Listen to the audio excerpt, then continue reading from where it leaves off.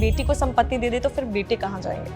तो शास्त्र कहते हैं कि बेटे को अपनी गद्दी दो। दूसरी पॉइंट इसमें ये भी आती है कि तुमसे भी तो जिस शादी करके आएगी उस लड़की का भी तो तुम्हारे पास आ गया साथ। एक सवाल आता है कि हमें पसंद का इंसान नहीं मिल रहा है, तो क्या इस सिचुएशन में भी उनकी किस्मत में नहीं था या उनकी करनी का फल? चाहे वो माता हो, लेडी हो या जेंट हो, दोनों क्या चाहते हैं कि मेरे हिसाब से चले। कृष्णा को सेंटर में रखिए, फिर अपने हिसाब से चलिए, देखिए सब अलाइन रहेगा। क्या लिव इन गलत है या सही? ये रिलेशनशिप तो एक मजाक है, ये थॉट आना ही गलत है। और लिव इन रिलेशनशिप तो मतलब ये तो जानवरों की रिलेशनशिप हुई।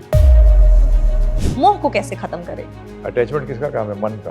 परंतु बुद्धि जो है वो डिटर्मिनेशन देती है। तो हमने तो कितने लोगों को देखा है, नॉलेज मिलती है वो ड्यूटी की तरह करते हैं, डिटैच करते हैं। अटैचमेंट भगवान के साथ। बहुत सारे मंदिरों में ड्रेसेस को लेकर बैन लग चुका है और बहुत सारी चीजें रोक लगाई जा रही हैं, तो उनको लग रहा है कि उनका फ्रीडम खत्म हो रहा है। रूल्स बांधते नहीं है, रूल फ्री करते हैं आपको। असली फ्रीडम है रूल्स को पालन करते हैं। आप पूछ सकते हैं कैसे? अरे ट्रैफिक के नियम अगर दिल्ली शहर में नहीं पालन करें या एनसीआर में नहीं पालन करें, आप अपने लक्ष्य तक पहुंच सकते हैं। दादी नानियां हमारी कहते थे कि जैसा कर्म करोगे अगले जन्म में वही बनोगे। Dharma is not only going to the temple. सिर्फ लोग सोचते हैं मंदिर जाने का मतलब धर्म, उपवास रख लिया तो धर्म। नहीं नहीं नहीं नहीं, ये धर्म के हिस्से हैं। परंतु असली ये है कि जानना कि मैं कौन हूं, मैं कहां से आया है, मृत्यु क्या है।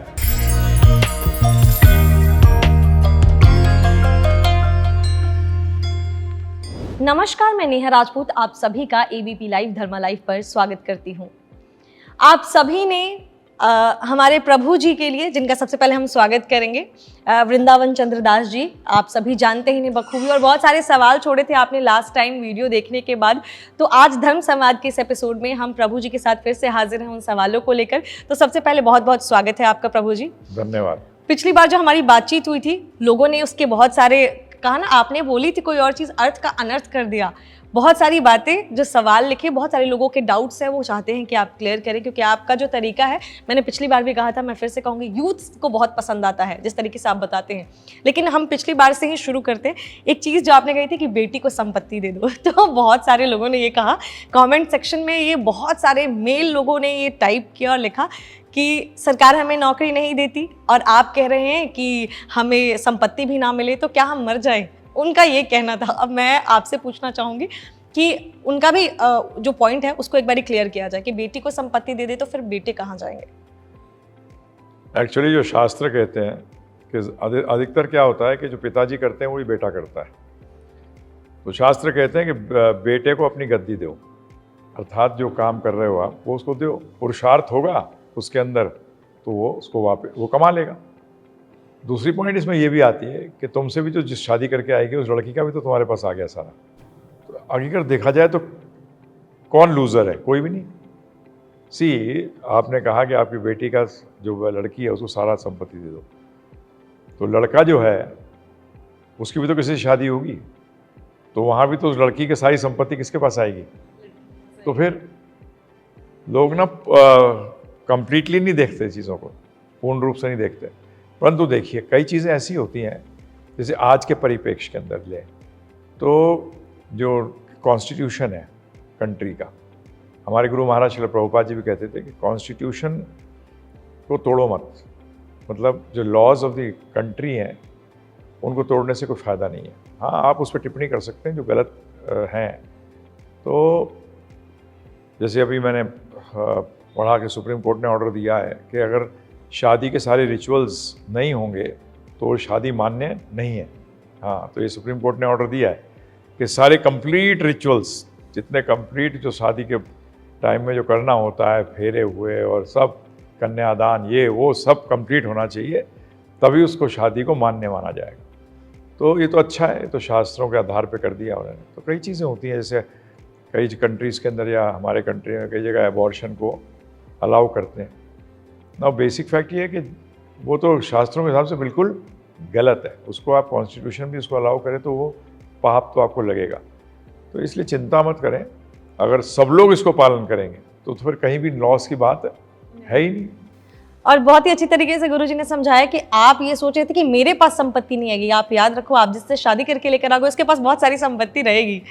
सबसे पहले तो एक और चीज़ कहना चाहूँगी कि गुरुजी के जो प्रभु जी की बुक है लुप्त ज्ञान, बेस्ट सेलर बुक हुई है, उसके लिए बहुत बहुत बधाइयाँ आपको। लुप्त ज्ञान क्या है? आजकल ज्ञान तो वैसे लुप्त ही हो चुका है, जो ओरिजिनल ज्ञान है कहा जाए तो, लेकिन आपको क्या लगता है कौन सा वो ज्ञान है जो लोगों को मिलना चाहिए, जो एक्चुअल में लुप्त हो चुका है? जो हम सबसे कहते हैं कि लुप्त क्या है, अगर आप देखें पहले तो समझना पड़ेगा कि ज्ञान, आज लोग समझते हैं ज्ञान सिर्फ साइंस, मटेरियल साइंस, उसी को ज्ञान समझते हैं, परंतु वो जानते नहीं कि एक स्पिरिचुअल साइंस भी है, अध्यात्म भी है जिसको जानना चाहिए। और क्योंकि हमने उसको ऑलमोस्ट ज़ीरो कर दिया, वो लुप्त हो गया, क्योंकि ख़त्म तो होता नहीं ज्ञान, कुछ लोगों के पास रह गया, लुप्त हो गया, जिसके कारण आज आप देखिए वर्ल्ड के अंदर हालत, टेंशन्स हैं, रिलेशनशिप्स इंडिविजुअल बेसिस पे और सामूहिक रूप से भी, कंट्रीज़ में भी, अब हर जगह देखिए क्या हालत हो रही है। तो आध्यात्मिक, हम तो ये कह रहे हैं ना कि जोड़ो, छोड़ने की बात कौन कर रहा है, जोड़ने की बात कर रहे हैं। तो लुप्त ज्ञान कौन सा है, वो आध्यात्मिक ज्ञान है। तो इस किताब के अंदर हमने यही सिद्ध किया है कि व्हाट इज मिसिंग, क्या चीज़ जो है, हमने नहीं कहा कि ये लुप्त हो गया है, ये उजागर वापस हो सकता है अगर आप साथ में इसको सब प्रैक्टिस करने लगे। तो ये लुप्त ज्ञान उसी को लेकर, इसमें हमने क्या किया है कि दो पात्र हैं, एक है जिज्ञासु और एक है उपदेशक। जिज्ञासु एक कॉरपोरेट का व्यक्ति है जो कि एक नोटिस पढ़ता है हमारे ऑफिस के सामने, टेम्पल के सामने, कि हमारे पास वो ज्ञान है जिससे कि आपका जीवन सफल हो सकता है, टेंशन मुक्त हो सकते हैं और संबंधों में जो कड़वाहट है वो ख़त्म हो सकती है। तब वो ये जानने के लिए अंदर आता है और वो उपदेशक से मिलता है।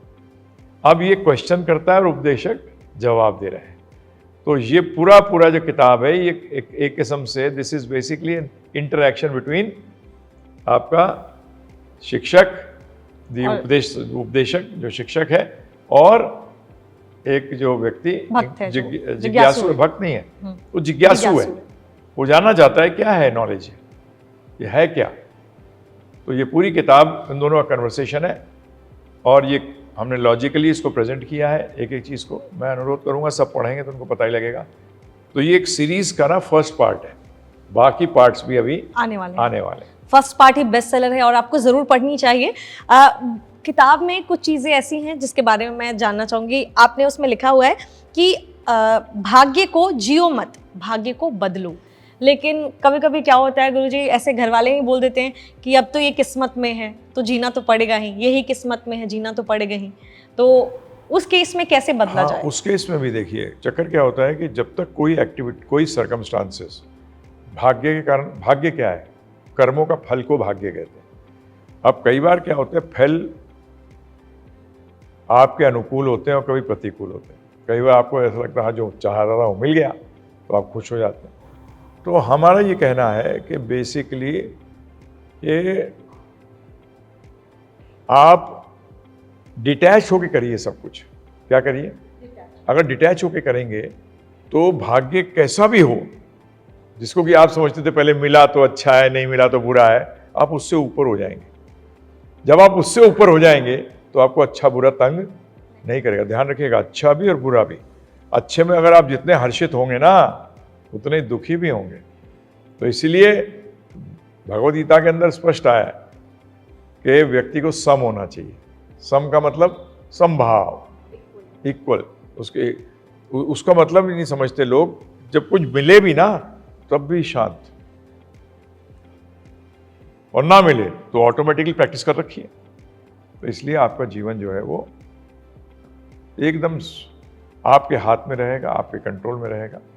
आपकी मेहनत करिए अपना जो कर सकते हैं, उसके बाद तो रिजल्ट्स तो आपने बनाए रखे हैं, तो वो तो जो होना होगा वो होगा। मटेरियली तो यही है, परंतु स्पिरिचुअल नॉलेज लगाने से क्या होगा, मैं ज़्यादातर कहता हूँ एक बढ़िया सस्पेंशन वाली गाड़ी आ जाएगी खड्डे वाली रोड पे, तो खड्डे महसूस नहीं होंगे।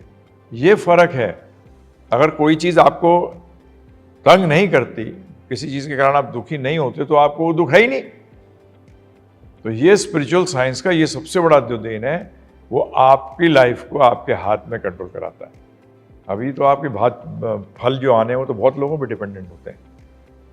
वो प्लस होगा माइनस होगा, तो इस प्लस माइनस के चक्कर से ऊपर रहिए तो अपने आप सब सही हो जाएगा। गाड़ी चेंज करिए।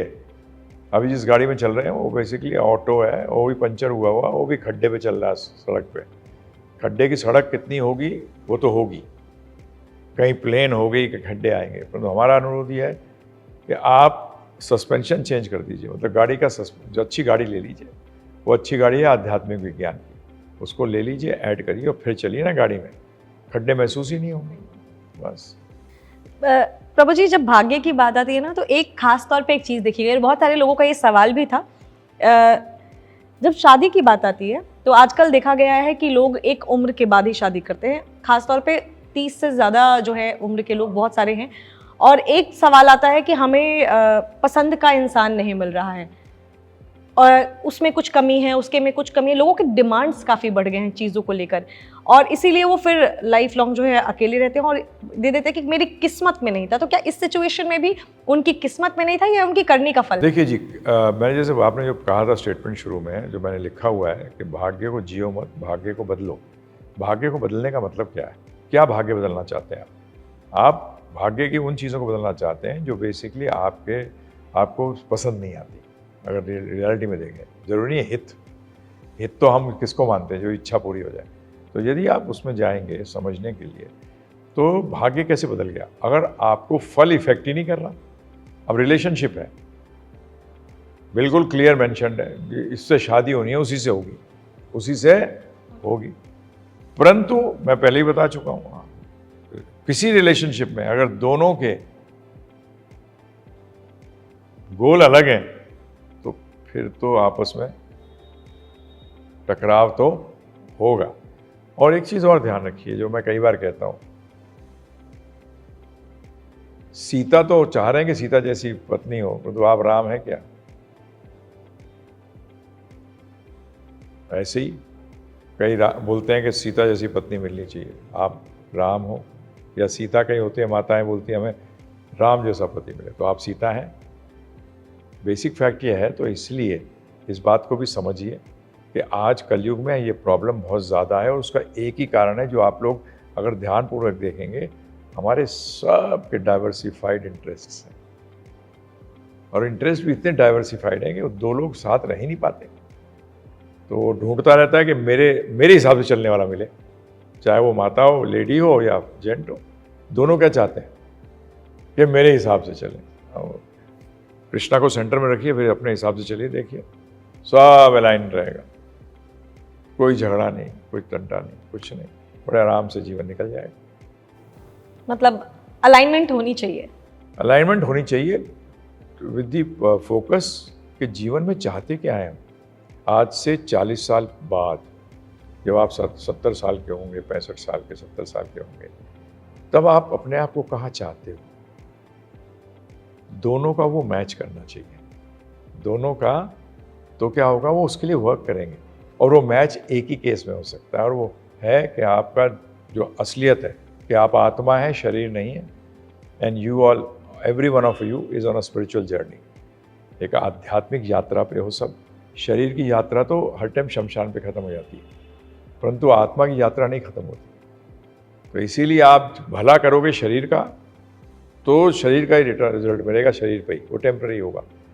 आत्मा के लिए अगर कुछ करोगे अपने, तो वो आपके साथ था, है और रहेगा, क्योंकि आत्मा सनातन है, ये समझना पड़ेगा। तो इसलिए रिलेशनशिप के अंदर, किसी भी रिलेशनशिप में आपको एडजस्टमेंट तो करनी पड़ेगी। एक नया रिलेशनशिप प्रभु जी स्टार्ट हुआ है, लिव इन। लास्ट टाइम हमने एक्स्ट्रा मैरिटल की बात की थी, लिव इन कॉन्सेप्ट को लेकर लोगों ने बहुत सारे सवाल लिखे थे, और खासतौर पे युवा ही होंगे। उन्होंने ये सवाल लिखा था कि क्या अभी भी सोसाइटी के द्वारा लिव इन को जो है एक्सेप्टेंस नहीं दी गई है, लिव इन रिलेशनशिप को, जबकि दो लोग यहाँ अपनी मर्जी से एक साथ रह रहे हैं। तो क्या लिव इन गलत है या सही है? देखिए, लिव इन रिलेशनशिप भी वो इसी एक तरह से ये हुआ कि दोनों के दोनों ना तो रिस्पॉन्सिबिलिटी लेना चाहते हैं एक दूसरे की, क्योंकि जब मैरिज होती है तो basically this is a responsibility for the husband also and the wife also. तो ये तो दोनों कैटेगरी में नहीं आए। लिव इन रिलेशनशिप को आप लीगल कैसे कर सकते हो? लिव इन रिलेशनशिप का कोई मतलब ही नहीं है। लिव इन रिलेशनशिप का कोई मतलब ही नहीं है। मतलब समझ नहीं आया कि लिव इन रिलेशनशिप क्या होती है। रिलेशनशिप है ही नहीं, वो किस पे बेस्ड है? रिस्पॉन्सिबिलिटी लेना चाहते हैं, उत्तरदायित्व नहीं है उनका कोई भी। तो ये रिलेशनशिप तो एक मजाक है।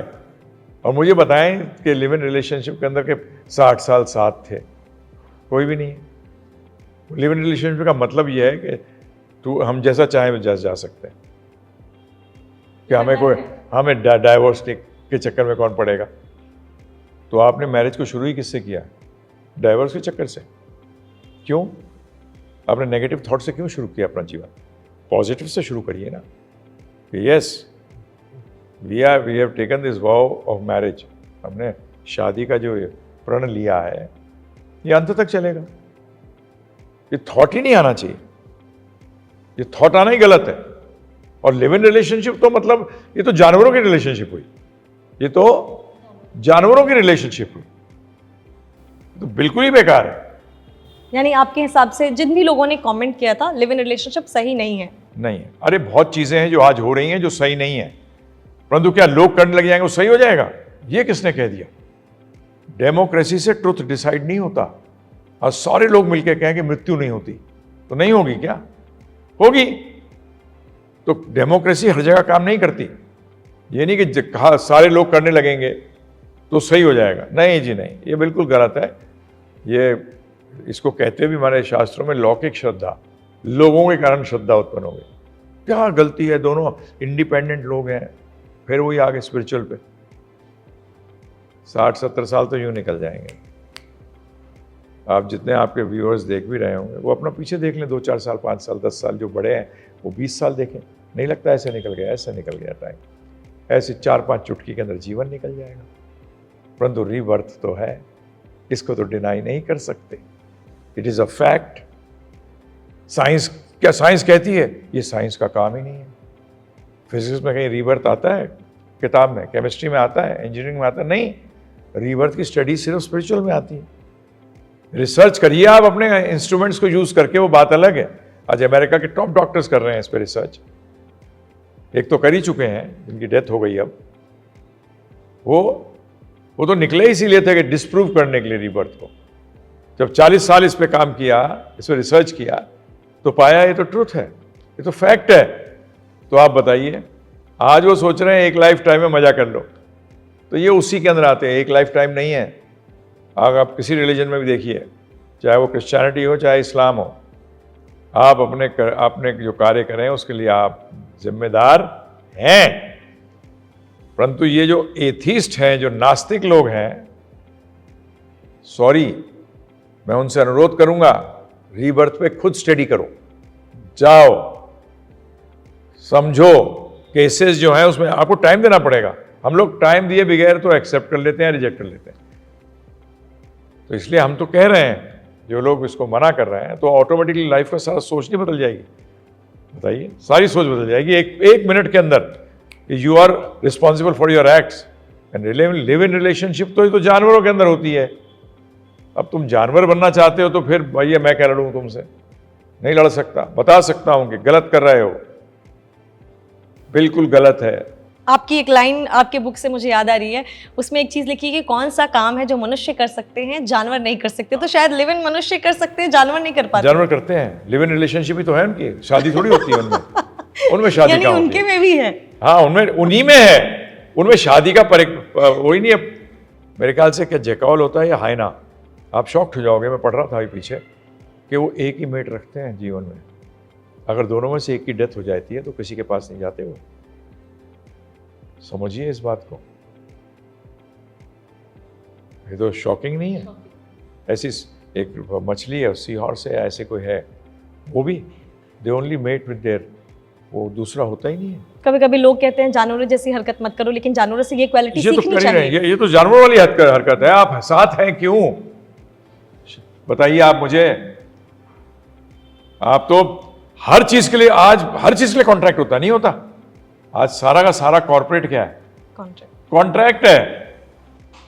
और अगर जो मेन शादी का वो है, तो ऐसे में बच्चों का क्या होगा? बताइए, what will happen to children? बच्चे तो मतलब अनाथ पैदा होंगे, क्योंकि माता पिता वो है ही नहीं। लिव इन रिलेशनशिप में पैदा हो गया बच्चा। अब बताइए उसको टेक केयर कौन करेगा? कौन रिस्पॉन्सिबल है? उसका मतलब नेक्स्ट पीढ़ी का तो आपने सत्यानाश मार दिया। प्रभु जी एक सवाल, क्योंकि क्या होता है ना, लोग अटैचमेंट से डरते हैं, मोह जिसे कहते हैं। सिर्फ अटैचमेंट रिलेशनशिप में ही नहीं, आजकल अटैचमेंट बहुत सारी चीज़ों में है। लोगों को क्या करना चाहिए कि जैसे आपने जैसा कहा कि एक दिन आपको रीबर्थ भी लेना है, और इसके अलावा ये सारी चीज़ें आप कृष्णा के साथ अटैच्ड होना चाहिए, सारी चीज़ें ठीक है, लेकिन क्या होता है कि इंसान जब अपने गृहस्थ जीवन में हो, गृहस्थ जीवन छोड़ दीजिए, जो अपने इस लाइफ में है, बहुत सारी चीज़ों से उसको अटैचमेंट है। अगर कोई किसी ने एक्सपेंसिव कोई चीज़ ली हुई है, उसको बोल दिया जाए कि दूसरे को दे दो, वो नहीं दे पाता। ये मोह ही है, जो रिश्तों में भी है, चीज़ों से भी है। मोह को कैसे ख़त्म करें? इसी देखिए, सबसे बड़ी बात ये समझना पड़ेगा। जब मैंने अभी आपको जो एग्जाम्पल दिया समय का, कि 5 साल एक चुटकी में निकल गए, तो 20 चुटकी में 100 साल निकल गए। तो आप किससे अटैचमेंट कर रहे हो? आसक्ति किससे कर रहे हो? चीज़ से जो चली जाएगी। उसका मतलब आप बचपना कर रहे हो। बच्चा ही तो अटैच होता है टेम्प्रेरी चीज़ों से। अक्लमंद व्यक्ति तो जानता है, ऐसे रेत का अगर घर बनाया है उसने, एक मॉडल बनाते हैं कई बार सी के किनारे, उन्हें पता है हाई टाइड आएगी, इसको लेकर चली जाएगी, तो वो रोता थोड़ी है, और ना वो अटैच होता है उससे, बोला अच्छी चीज़ बनाई मैंने, बस। अटैचमेंट कहाँ होती है? तो ये नॉलेज अगर शुरू से मिल जाए तो कमाल है। तो क्या होगा? अटैच्ड होगा ही नहीं। और आपने जैसे कहा, जरूरी नहीं है किसी व्यक्ति से अटैच्ड हो। आजकल घरों से अटैच हो जाते हैं, गाड़ी से अटैच हो जाते हैं, पैसे से, तो पोजीशन से अटैच हो जाते हैं, पैसे से अटैच हो जाते हैं बुरी तरह। तो बेसिक फैक्ट ये है, ये हर चीज़, क्योंकि अंदर से जानते हैं कि ये सारी चीज़ें टेम्पररी हैं, इसलिए कभी भी वो शांत नहीं हो पाते, उनको पीस नहीं होती लाइफ के अंदर, कभी भी नहीं होती। They are never peaceful. They may look और act peaceful, sorry, in the subconscious mind तो पता ही है कि ये कोई चीज़ रुकने वाली नहीं है। तभी उल्टी सीधी हरकतें करते हैं कि ये याद ना आ जाए वापस कि सब चीज़ टेम्पररी। तो ये चीज़ तो वही भगवद गीता के अंदर भगवान भी शुरू में यही बता रहे हैं, understand the nature of this world. जहाँ रह रहे हो जगह का पता तो होना चाहिए। आज आप पता लगा जहाँ रहते हो उसी की जगह के बारे में कुछ मालूम नहीं। आपने पता लगा कि रह रहे हो हिमालयाज़ में और गर्म कपड़े हैं नहीं। गर्म कपड़े होने चाहिए ना, क्योंकि आप लेह लद्दाख में रहो वहाँ तो 365 दिन ठंड पड़ती है, और आपने नेचर ही नहीं पता आपको जगह का। इसी तरीके से क्या आपको नेचर पता है जगह का क्या है? 99% लोगों को पता नहीं। दे आर लिविंग, बस लिविंग फॉर लिविंग, जी रहे हैं बस। तो क्यों जी रहे हो भाई? क्यों इतनी मेहनत कर रहे हो, इतनी चीज़ें इकट्ठी कर रहे हो? अगर ये रुकेंगी क्या? हम तो देखते थे, हम तो 16-17 साल की उम्र देखते थे, अरे जिस दिन शरीर त्यागेंगे, अगर चीज़ें ही बना ली इतनी सारी, ये तो चली जाएंगी। तो मैंने कहा ज़ीरो होने के लिए हम इतना काम करते हैं, परंतु जब स्पिरिचुअलिटी में आए तो पता लगा मनुष्य शरीर बनता है, मिलता है हीरो बनने के लिए, ज़ीरो बनने के लिए नहीं मिलता। और वो जब तक आप अपने लिए, अपने आत्मा के लिए कुछ नहीं करते, अपने आप के लिए, तब तक कोई फ़ायदा नहीं है। तो इसलिए ये चीज़ें they will have to be given this knowledge. और इसको बार बार जब अटैचमेंट आने लगे ना, अटैचमेंट एक बार एकदम गाड़ी थोड़ी हो जाती है। मार्केटिंग का क्या तरीका होता है? बार बार उसको मारते रहो, रिपीटिंग, इतना रिपीट कर देते हैं कि वो सोचता है कि इसके बगैर मैं जी नहीं सकता। देन ही गोज कि ले चाहिए, इस चीज़ में फंस जाता है। तो इसीलिए जब पहली चीज़ ही, जब किसी चीज़ के प्रति ऐसी लगे तो उसी टाइम अरे अटैचमेंट ये क्यों भाई? तो बुद्धि से, अटैचमेंट किसका काम है? मन का। और मन तो चंचल है, कभी किसी चीज़ में, कभी किसी चीज़ में, कभी कहीं भागता रहेगा वो तो। परंतु बुद्धि जो है वो डिटर्मिनेशन देती है। तो थ्रू नॉलेज, जैसी नॉलेज मिल जाती है, तो हमने तो कितने लोगों को देखा है, नॉलेज मिलती है वो ड्यूटी की तरह करते हैं, डिटैच करते हैं। अटैचमेंट भगवान के साथ, भगवान कृष्ण राम जी के साथ अटैचमेंट है। बाकी क्योंकि वो थे, हैं और रहेंगे, हम भी थे, हैं और रहेंगे। This is the basics have to be clear. Attachment नहीं तो क्यों घटेगी? और दूसरी बात है, लक्ष्य क्या है जीवन का, पर्पस क्या है जीवन का? जब वही नहीं पता, पर्पस है हमारा संबंध जो हम सृष्टिकर्ता के साथ जो भूल गए हैं उसको वापस रिवाइव करना। इसलिए हमें स्पेशल शरीर मिला है। शरीर तो कुत्ते का भी होता है, जानवरों का भी होता है, परंतु उस शरीर के अंदर वो ये हायर नॉलेज नहीं ले पाते, ये डीपर नॉलेज कह लो इसको, टू अंडरस्टैंड योर सेल्फ। तो इसलिए बहुत बहुत ही आवश्यक है। और ये नॉलेज लेते ही आप खुद महसूस कर सकते हो कि एक डिटैचमेंट आती है। हमने भी तो इससे शुरू ही किया ना 26 साल की उम्र के अंदर, 16-17 साल की उम्र सोचते थे। तो अध्यात्म में शुरुआत जब करी तो ऑटोमेटिकली देखा कि नॉलेज से क्या हुआ कि हम टेम्पररी चीज़ से अटैचमेंट जो थी वो नहीं रही। तो इसीलिए अगर मोह को खत्म करना है तो आपको स्पिरिचुअलिटी की तरफ बढ़ना और कोई तरीका ही नहीं है। आप ये मटेरियल वर्ल्ड में क्या बोलते हैं, one life time enjoy it, है ना जी। तो उसमें नैतिकता कहाँ से आई, उसमें मॉरल्स कैसे आए? फिर तो सारा समाज खत्म हो जाएगा। फिर तो आपका शोषण करेंगे, जो ज़्यादा स्ट्रांग है, पैसा है, पावर है, वो आपका शोषण करेंगे। तो इसमें गलत क्या है? फिर आप क्यों रोते हो, चिल्लाते हो? अगर आपके प्रिंसिपल ही one life time enjoy it है, he is trying to enjoy, you try to enjoy. तू नहीं कर पा रहा, तेरे को पैसे कम है, वो स्मार्ट है, वो तेरे पैसे ले गया। आज ठेके में क्या होता है शराब के? गरीब शराब पीते हैं और जो ठेके वाला है वो अमीर होता है, ये गरीब होता जाता है और गाली फिर देते हैं उसको अमीर को। क्यों दे रहे हो गाली? तो तुम खुद ही गाली खा रहे हो। तो इसी तरीके से समझना पड़ेगा इस बात। एक और वर्ड है प्रभु जी, फ्रीडम।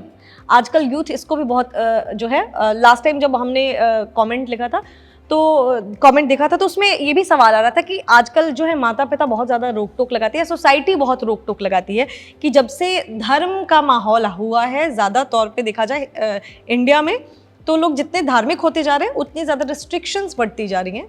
तो यूथ का ये भी कहना है कि फ्रीडम हमारी ख़त्म होती जा रही है। जैसे कि बहुत सारे मंदिरों में ड्रेसेस को लेकर बैन लग चुका है और बहुत सारी चीज़ें रोक लगाई जा रही हैं। तो उनको लग रहा है कि उनका फ्रीडम ख़त्म हो रहा है और उनका फ्रीडम है, उनका राइट है कि वो जो चाहे वो मर्जी मैं तो इसके ऊपर एग्जाम्पल देता ही हूँ। ये एक गलत धारणा है। रूल्स बांधते नहीं हैं, रूल फ्री करते हैं आपको। असली फ्रीडम है रूल्स को पालन करने में। आप पूछ सकते हैं कैसे? अरे ट्रैफिक के नियम अगर दिल्ली शहर में नहीं पालन करें या एनसीआर में नहीं पालन करें, आप अपने लक्ष्य तक पहुंच सकते हैं? कोई लेफ्ट पे चले, कोई राइट पे चले, कोई फुटपाथ पे चले, हैं जी, और फुटपाथ वाला रोड पे चले, क्या होगा बताइए? सोचिए, आप अपने घर से बाहर नहीं निकल सकते, तो आपको रूल्स पालन करेंगे तो क्या होगा? सब अपने अपने घर आराम से पहुंचेंगे, सब अपने लक्ष्य पे अपने आप आराम से पहुंचेंगे। अब बताइए, रूल्स ने रोका है कि फ्रीडम दिया है? फ्रीडम दिया है। Rules are freeing you, rules आपको फ्री करते हैं। जैसे कोरोना वायरस आया था तो रूल्स आए थे ना कि डिस्टेंस मेंटेन करो, ये करो, और यार हमारे फ्रीडम पे सत्यानाम, तेरे तो फ्रीडम का रहेगी तो मर जाएगा। तो that rule was good for you और bad for you? Good for us, वो अच्छा था हमारे लिए। हमारे को फ्री कर रहा था कि हम और लाइफ जी सकें। जिन्होंने नहीं किया, रूल्स को पालन नहीं किया, देखिए धाराशाही हो गए। कौन सी डिपेंडेंस इंडिपेंडेंस की बात कर रहे हैं आप? इसी तरीके से यंगस्टर्स को भी सोचना पड़ेगा, विचार करना पड़ेगा। कोई भी चीज करो लाइफ के अंदर रूल्स होते हैं।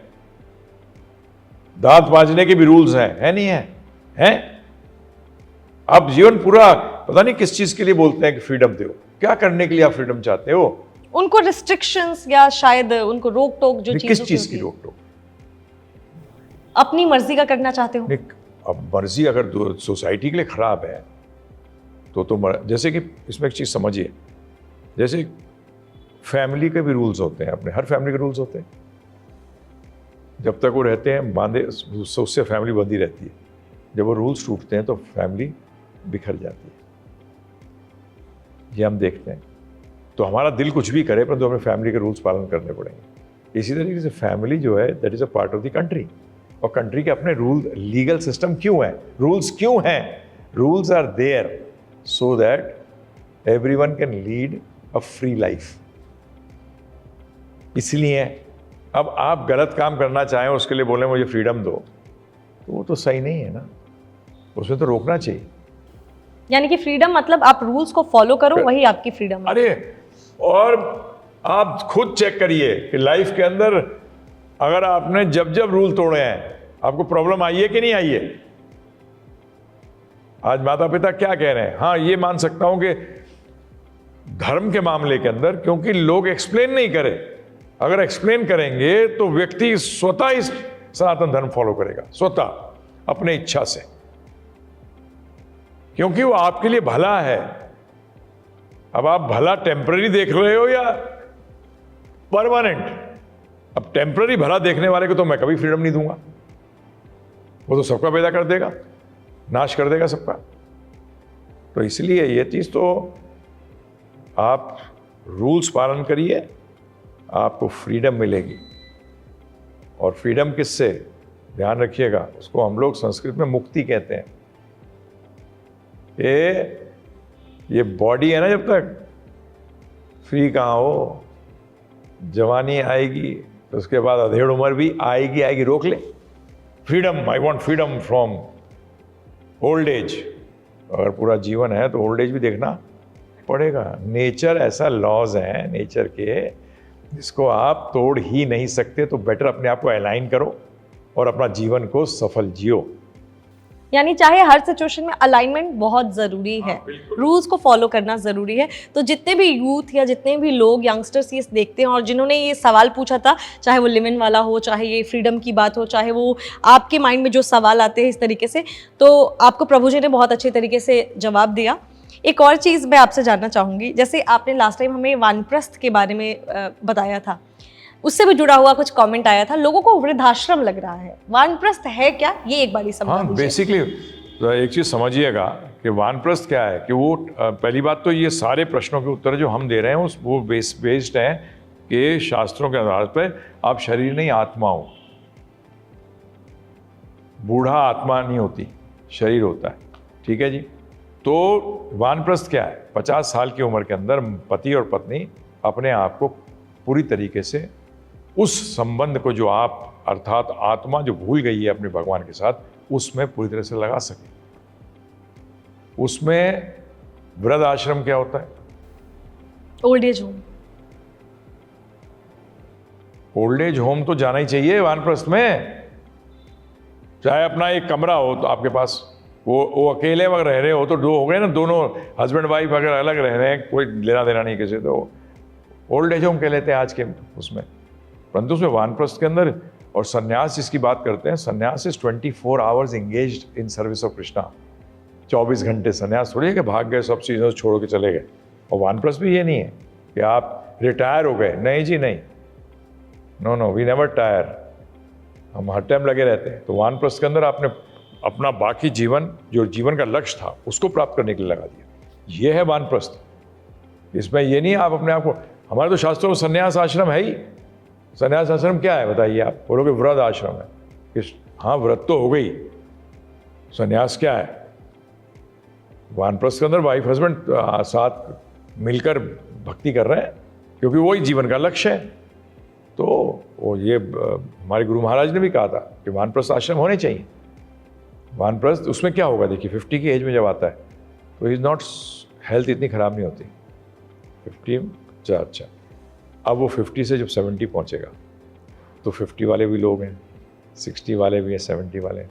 तो 50 वाले 70 वाले को भी हेल्प करेंगे हेल्थ में, भक्ति में। They will take care of them also. क्या ज़बरदस्त सिस्टम है। परंतु आज तो वो सोचते हैं कि बच्चा ही करे,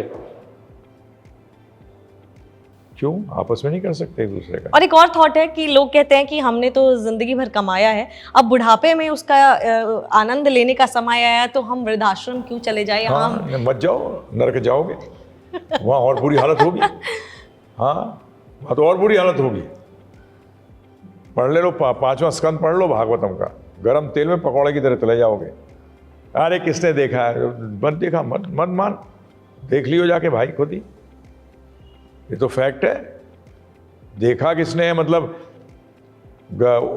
जैसे हम कई बार कहते हैं कि आप ग्रेनेड का बोले, मैं तो कभी नहीं देखा कि पिन निकाल के फट जाता है, मैं तो अपने हाथ में रखूँगा ग्रेनेड, रख ले, फिर बताने लायक ही नहीं रहेगा। जैसे पोटेशियम साइनाइड है, जीवा पर रखते गए, बोलता है नहीं मैं देखूँगा गया कि नहीं गया, मुझे क्या पता इसने पोटेशियम साइनाइड लिया था, उसने लगाया मुंह पे, गया, बताने लायक भी नहीं रहा। तो ये सब फैक्ट्स हैं।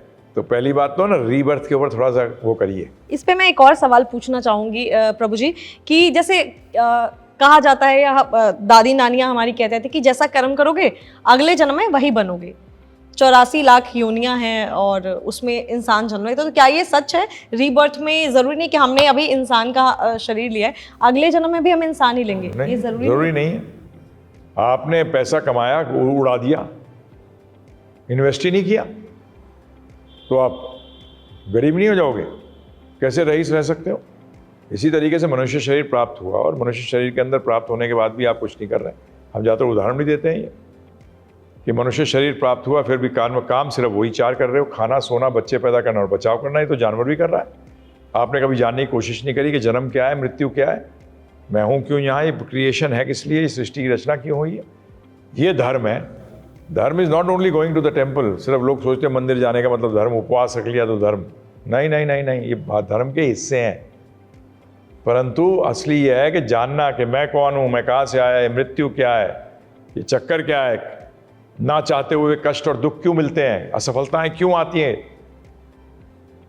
क्या है ये सब जान सकता है मनुष्य। ये बैठ के हम लोग चर्चा कर सकते हैं, वो जानवर नहीं कर सकता। तो इसलिए ये चीज़ समझनी पड़ेगी सबों को। तो हम थोड़ी कह रहे हैं छोड़ दो।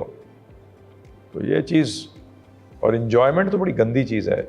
मज़ा करने के लिए ना आपको किसी का शोषण करना पड़ेगा, आनंद के लिए शोषण करने की जरूरत नहीं है। आप स्वयं भी बैठ के संतोष, शांति और आनंद में रह सकते हो। किसी चीज़ की जरूरत नहीं है, भगवान का नाम लेके मस्त रह रहे हैं। परंतु एंजॉय के लिए आपको कोई ना कोई चीज़ चाहिए, या व्यक्ति या कोई चीज़। उसका मतलब शोषण तो करना पड़ेगा।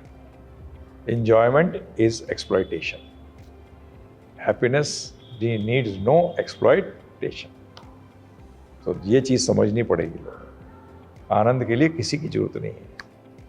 अगर किसी इंसान को प्रभु जी जैसे वो चाहता है कि वो देख रहा है बार बार उसको फेलियर मिल रहा है, बार बार वो फेल हो रहा है, और लोग भी बोलने लग जाते हैं अरे ये तो मनहूस है, अरे ये तो इसकी लाइफ ही मनहूसियत से भरी हुई है। आजकल ये वर्ड्स थोड़े ज़्यादा सुने जाते हैं। अगर कोई 3 बार जॉब इंटरव्यू क्लियर नहीं कर ले तो उसको अपने आप को मनहूस मान लेता है। कोई किसी को प्रपोज करता है, वो ना बोल दे तो वो उस टाइम मनहूस मानने लगता है। तो हर किसी का अपना अपना सिचुएशन होता है। क्या सच में ऐसा होता है कि मनहूसियत है किसी के साथ बैड लक जीवन से अंत तक रहता है? हाँ, कई लोग होते हैं पूरा जीवन उनका स्ट्रगल में निकल जाता है एंड तक। इसके लिए आपको अगर ज़्यादा देखना हो तो बॉम्बे फिल्म इंडस्ट्री में चले जाइए। वहाँ के स्ट्रगलर हैं, 17-18 साल की उम्र में आए थे, आज 70-75 साल के हो गए। कहीं नहीं, कुछ नहीं, एक्स्ट्रा होते हैं। एक दिन का खाना हो जाए बहुत है, मुश्किल से पूरा जीवन निकल गया उनका ऐसा। तो हैं ऐसे लोग भी। तो क्या ये उनके बैड कर्मास, पास्ट कर्मास का रिजल्ट है? Yes. Give me another answer to this. There is no answer. इसका आप भगवान को तो दोषी ठहरा ही नहीं सकते, क्योंकि वो तो बिल्कुल न्यूट्रल हैं। उन्होंने साफ लिखा है, वो तो देख रहे हैं जो करेगा वो भरेगा, जैसा करेगा वैसा भरेगा, और होना भी सही चाहिए, यही होना चाहिए। तो बेसिक फैक्ट ये है कि आप कैसे बोलोगे कि वो पूरा जिंदगी भर लगा रहा। तो ये तो लाइफ के अंदर कई लोग ज़्यादा अप्स एंड डाउन्स भी देखते हैं, कई लोगों की लाइफ स्मूथ जाती है, वो कोई चीज़ की चिंता ही नहीं हुई। तो यानी कि ये सारे जो है, अगर किसी की लाइफ में ज़्यादा बैड लक है तो वो पास्ट कर्मास का रिजल्ट हो सकता है, और जो अगर किसी की लाइफ में बहुत सारी अच्छी चीज़ें हैं तो वो उनके पास्ट गुड कर्मास का रिजल्ट होता है। चक्कर क्या है ना, ये चीज़ समझना पड़ेगा। टेम्परेरी में अच्छा बुरा क्या होता है? सब बुरा है। भगवान तो गीता में स्पष्ट कहते हैं, दुख हाल्यम, दुखों का घर है ये दुखों का, जिसने बनाया इस पूरे ब्रह्मांड को, हमें वो कहता है दुख हाल्यम, असुखम लोकम। कैसा लोक है? असुख। या सुख नहीं है, बेवकूफ़ लोग सोचते हैं सुख है, वो मजा है, चला जाएगा। तो इस बात को समझना पड़ेगा। परंतु बैड लक किसको कहते हैं? जब इच्छा पूरी ना हो। इंटरव्यू देने गया, इंटरव्यू नहीं आया, ठीक है, क्या फ़र्क पड़ रहा है? इतना हैसियत रखो, इतना रख कि मैं 2 रोटी तो कमा ही सकता है व्यक्ति। ऐसा कहीं हालत नहीं है कि 2 रोटी नहीं कमा सकता। जब नहीं कमा सकता ऐसी हालत हो जाती है, ठीक है, लड़ाई के क्षेत्रों में आज पैलेस्टीन और इतनी लड़ाई हो रही है, उसके हालत ख़राब है, खाने को नहीं है, लाले पड़े हुए खाने के। बड़ा बुरे कर्म किए इन लोगों ने जो इनकी ये हालत हुई है। अब इजराइल वाले अगले जन्म में ऐसी पैलेस्टीनियन पैदा होंगे। दुबई में बाढ़ आ गई गुरुजी, उसको क्या कहेंगे? हाँ। अच्छे कर्म या बुरे कर्म? नहीं, मैं तो अच्छा कर्म, मैं मानता ही नहीं किसी चीज़ को अच्छा कर्म, क्योंकि भौतिक चीज़ मिलना ये तो पाप का सीड है। क्योंकि जब पैसा होता है, पावर होता है, जब तो गलत करोगे ज़्यादा तो पुण्य क्या है? वो तो पाप का बीज हो गया, क्योंकि गलत इस्तेमाल करेगा, अगले जन्म में भिखारी बनेगा, अगले जन्म में 2 रोटी के लिए लड़ाई पड़ जाएंगे, क्योंकि तूने यूज़ ही नहीं किया किस जिसके लिए ह्यूमन फॉर्म मिला था। तो ये तो इसका और कोई आंसर नहीं है। Why is a person so brilliant in mathematics? कई लोग इतने ब्रिलियंट क्यों होते हैं मैथमेटिक्स में? कई लोग म्यूजिक में, देखिए कितना बढ़िया, मतलब 12-12, 14-14, 15-15 साल के अंदर क्या क्या म्यूजिक बनाना शुरू कर दिया, कंपोज करना शुरू कर दिया। कहाँ से आया ये? तो उसमें मैथमेटिक्स के अंदर इतना जल्दी क्यों समझ जाता है एकदम? कई लोगों को पता लगा 10 दिन में जो चीज़ समझ आ रही है उसको घंटों में समझ आ रही है। कैसे? क्या कारण है? उसका आंसर क्या है? इनके पास कोई नहीं है। ये केमिकल, वो केमिकल है, ठीक है, उसमें केमिकल डाल देना, फिर उसको बना दे एक सिंगर। क्यों डाल देता केमिकल? सब कर्मों का फल है। कोई ऑल्टरनेटिव आंसर ही नहीं है, और कोई आंसर है ही नहीं। एक आखिरी सवाल प्रभु जी, हमारे पास एक गेस्ट आए थे, उन्होंने एक दान को लेकर एक बात कही थी, जिसको लेकर बहुत सारे लोगों ने कमेंट किया था। जब हम कहा जाता है कि ब्राह्मणों को दान देना चाहिए, इंसान अपनी स्वेच्छा से जो भी चीज़ें देना चाहे वो ब्राह्मण को देता है, कोई जिसके पास जितना है उससे। लेकिन जब बात आती है दक्षिणा देने की, हर कोई थोड़ा ना थोड़ा वहाँ बार्गेन करता है। तो जो हमारे गेस्ट हैं उन्होंने ये कहा था कि ये बहुत ही बुरी चीज़ है कि इंसान अपने खुद पे तो बहुत सारे पैसे खर्च करता है और ब्राह्मण के साथ जो है वो वहाँ पे जो है बार्गेनिंग करता है, तो ये गलत चीज़ है। आपके हिसाब से क्या ये गलत है या सही है कि वो ब्राह्मणों को आपको जितना है उतना आप दो, या उनके साथ भी बार्गेनिंग वाला ये सीन सही है? नहीं, देखिए सबसे बड़ी बात यह है कि जैसे पिछली बार भी जो बात हुई थी कि भागवत करते हैं और पैसे लेते हैं। एक्चुअली ब्राह्मण ना डिमांड नहीं कर सकता पैसे पर, ध्यान रखिएगा। आज प्रॉब्लम क्या है कि यजमान बदमाश हो गए। आज कोई शादी कराने, मेरे को बताया भी था, मैं पीछे बात कर रहा था 3-4 दिन पहले, मैंने कहा शादी पे अगर कराए और ब्राह्मण कहे दे दीजिए जो देना हो, तो लोग 100 रुपये 50 रुपये दे देंगे उसको, उससे उसका घर चलेगा? नहीं चलेगा। ये हम सोचते ही नहीं है। हम दुनिया भर के पैसे खर्च कर देंगे, परंतु जिसने, जो मेन व्यक्ति था जिसने शादी कराई, उसे पैसे ही नहीं दे रहे। तो इसलिए उसको घर चलाना है, नहीं चलाना, उनको घर चलाना है। तो आज ये जो डिमांड कर रहे हैं, आज बेसिक फैक्ट ये है कि उस पैसे को कहाँ खर्च कर रहे हैं वो इनका हेडेक है, क्योंकि गलत खर्च करेंगे तो इनका ही बेड़ा गर्क होगा। परंतु आज जो बार्गेनिंग है, मेरे हिसाब से तो ब्राह्मण को भी इतना डिमांड करना चाहिए जितना सही हो, और यजमान को भी देना चाहिए जितना सही है। बार्गेनिंग में तो ब्राह्मण भी कहने लगे मैं 51,000 लूंगा शादी के। यही लोगों का एक यही कहना था कि जब उन्होंने ये चीज़ बोली कि वहाँ पे लोग कंजूसी करते हैं, तो बहुत सारे लोगों का ये कहना था कि दान स्वेच्छा से देने वाली चीज़ है, तो शायद उसको कम देने का मन, इसलिए वो बार्गेन कर रहे हैं। बिल्कुल गलत। तुम्हारे तो तुम 99% बदमाश हो, तुम अपने पे तो दुनिया भर के पैसे खर्च कर दोगे। और जहाँ जब मैं ब्राह्मण की बात हो रहा तो मैं गुण और कर्मों से भी ब्राह्मण होना चाहिए। जन्म से है बहुत बढ़िया, परंतु गुण और कर्म भी ब्राह्मण के होने चाहिए। तो उसका पहला गुण यह है कि संतोषी है।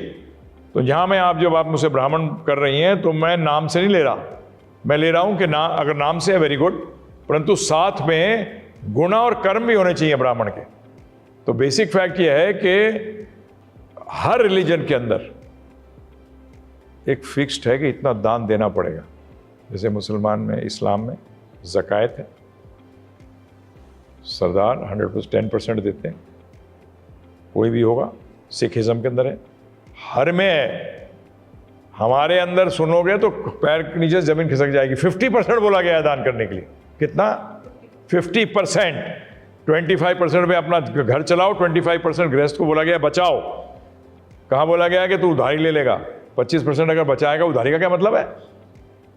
50% दान दो। परंतु ये भी गीता कहती है कि दान देने से पहले पात्र को भी देखो, क्योंकि दान के अंदर आप प्योर पाप दे रहे हो। आज देखिए लोग कितने बेवकूफ हैं। पाप जब दान देते हो तो पाप जाता है, वो पाप छोड़ना नहीं चाहते। कंजूसी किस में कर रहे हैं कि बम भी देख भाई कैंसर का बीमारी है, ये कम नहीं होनी चाहिए भाई, है ना, यही हुआ ना। इस कंजूसी करने का मतलब क्यों नहीं होना चाहिए कम? अरे दान देने से पाप कटते हैं, तो इसीलिए ब्राह्मण को भी इतना ज़बरदस्त होना पड़ेगा, उसके अंदर जो तपस्या की अग्नि है वो ऐसी होनी पड़ेगी जिसके कारण कि वो पापों को भस्म कर दे, क्योंकि भगवान का ब्राह्मण एजेंट है। तो जब आप दान देते हो तो पहले फिर से मैं लौट के बोल रहा हूँ, सिर्फ बोलने से ब्राह्मण नहीं हो जाता, गुण और कर्म भी होने चाहिए, बहुत जरूरी। नहीं तो ब्राह्मणों का बेड़ा गर्क क्यों हुआ? क्योंकि उन्होंने दान तो ले लिया, परंतु हजम करने के उनके पास फैक्ट्री गड़बड़ थी उनकी, वो हजम ही नहीं हुआ, तो वो खुद को और जनरेशन्स को पास ऑन हो गया। तो इसलिए दान देना अनिवार्य है, परंतु कंजूसी करना अपने आप सोच लो। पाप दे रहे हो, उसमें कंजूसी कर रहे हो, और एक कमाल हो गया। मतलब अपने जीवन के दुखों को आप किसी और को दे रहे हो, उसमें कुछ कंजूसी कर रहे हो, तो ये आपकी मूर्खता हुई कि नहीं हुई? तो इसलिए दान तो देना चाहिए, अनिवार्य है। और इसमें हकीकत के अंदर अगर आप सही अपने दिल से दान दोगे तो मेरे को लगता नहीं कि ब्राह्मण भी उसके ऊपर अपोज करेगा, क्योंकि आप अपने आप सोचिए कि वो क्या कर रहा है आपके लिए। He is a garbage can बना हुआ है ब्राह्मण, जिसमें आप अपना पाप डाल रहे हो। आज उसका कार्य इजी नहीं है, परंतु कई बार वो समझ नहीं पाता, वो इतना गार्बेज इकट्ठा कर लेता है कि उस गार्बेज में मर जाता है दब के ब्राह्मण। तो इसीलिए नेगोशिएशन तो मैं क्या बोलूं, क्योंकि आज वो भी ऐसा ही है, यजमान भी ऐसा ही है, ब्राह्मण भी ऐसे ही हैं। तो ये तो एक वो चलता है, नहीं 50 नहीं 25 दूंगा, फिर 30-35 में कहीं जाके बात बनती है। अब ये तो आपकी गड़बड़ है। और तो ये तो मुझे ही अब तो मैं ये कहता हूँ कई बार कि पहले ही फैसला कर लिया करो कि भाई, और ब्राह्मणों को भी कहूँगा कि वो तुम्हें भी क्या है देख के, दोनों की तरफ से होना चाहिए। नहीं तो यजमान अगर देगा नहीं और ब्राह्मण बोलेगा ठीक है जो इच्छा स्व इच्छा से दे दो, मैं तो जानता हूँ स्व इच्छा से क्या देने वाला है वो। पता लगा 20 करोड़ की शादी करेगा, 50 करोड़ की शादी करेगा, 100 रुपये टिका देगा ब्राह्मण। यही सवाल था एक्चुअल में, यही था कि इतनी बड़ी बड़ी शादियां करते हैं और वहां पर जो ब्राह्मण आता है उसको 5,000 रुपए देने में भी उन लोगों को बहुत ही प्रॉब्लम हो जाती है। बिल्कुल गलत है, तो यजमान भी जाएगा खड्डे में, क्योंकि वो इज्जत नहीं कर रहा। ये चीज़ तो हमारे समाज के अंदर बहुत बड़ा गड़बड़ हो गई है, बहुत बड़ी गड़बड़ है। एक बस आखिरी सवाल प्रभु जी, ये बहुत ही छोटी सी चीज़ है, लेकिन अक्सर हर किसी के मन में ये सवाल आता होगा, जितने लोग इधर बैठे हैं वो भी, या जितने लोग ये सुन रहे होंगे वो भी, सही और गलत की पहचान कैसे करें कि कौन सही इंसान है कौन गलत? चाहे वो कितना भी अनुभवी हो जाए ना, कभी न कभी धोखा खा लेता है। तो एक सही इंसान और एक गलत इंसान की पहचान बड़ा कैसे करें? सिंपल आंसर है इसका।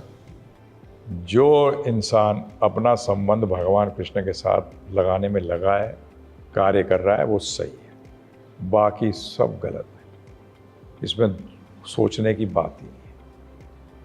अगर और चक्रों में जाओगे तो पता लगा इसके अनेकों आपको इतने परम्यूटेशन कॉम्बिनेशन मिलेंगे कि आप पागल हो जाओगे। तो सही क्या है? मनुष्य शरीर क्यों मिला? जैसे गाड़ी के रूप में लेते हैं, सही क्या है गलत क्या है? कि गाड़ी हमारे को हमारे लक्ष्य तक पहुंचा दे, बस। ऐसा नहीं करेंगे तो नहीं का तो बड़े सारे उत्तर हो जाएंगे, परंतु अगर सही की बात करो तो गाड़ी सही कब है? जब मुझे लक्ष्य तक पहुंचा दे। इसी तरीके से सही वो व्यक्ति है जिसने जो मनुष्य शरीर का धर्म को जानने के लिए, अर्थात मैं कौन हूँ, मैं कहाँ से आया हूँ, मेरा उस बनाने वाले के साथ क्या संबंध है, ये प्रश्नों का जो उत्तर प्राप्त करने की कोशिश कर रहा है और इसके लिए लगा हुआ है, उसके कार्य वो सही है, और जो उसके विपरीत जो भी चीज़ें हैं वो सब गलत है। बड़ा सिंपल उत्तर है इसका, यही पाप और पुण्य कहते हैं इसी को, ये सिंपल है। तो जितने भी लोग ये छोटा सा सवाल ही सोचते थे, और बहुत सारे लोग, अक्सर क्या होता है ना, आप कभी लाइफ में धोखा खा जाते हैं हर जगह पे, और आपको समझ में आता है कि ये सही इंसान था, इस पर ट्रस्ट करना चाहिए, नहीं करना चाहिए, गलत इंसान था। तो प्रभु जी ने बहुत ही अच्छे तरीके से बताया, और जितने भी आपके सवाल थे सारे सवालों का जवाब दिया। और मैं एक बार थैंक यू कहना चाहूँगी प्रभु जी को। सेहत ठीक नहीं थी, फिर भी आपने हमें समय दिया, बहुत बहुत शुक्रिया। और एक बार फिर से लुप्त ज्ञान का बेस्ट सेलर बनने के लिए आपको ढेर सारी शुभकामनाएं। इसके अगले पार्ट का हम पूरा इंतजार करेंगे। अगर आपने अभी तक बुक नहीं पढ़ी है, डिस्क्रिप्शन बॉक्स में आपको लिंक मिल जाएगा, वहां से जाकर आप जो है बुक खरीदिए और इसको जरूर पढ़िए। गुरुजी, मिलते हैं आपसे हम किसी और एपिसोड में कुछ और खास बातें। लेकिन जाने से पहले ये जो रिचुअल हम करते हैं, कि आपको फिर से प्रॉमिस कर देना है कि आप जो है क्योंकि सवाल आपके लिए बहुत सारे आ रहे हैं और खास तौर पे यंगस्टर सवाल पूछते हैं, तो मैं चाहती हूँ एक रिचुअल है कि जाने से पहले हम प्रॉमिस कर देते हैं कि जब आप सवाल पूछ लेंगे ढेर सारे, तो हम लेकर आपके सामने हाजिर होंगे और आपको जवाब देना होगा। No problem. तो रिचुअल कंप्लीटेड। हमारा बने, हमारा तो सेवा ही यही है, तो इसलिए नो प्रॉब्लम।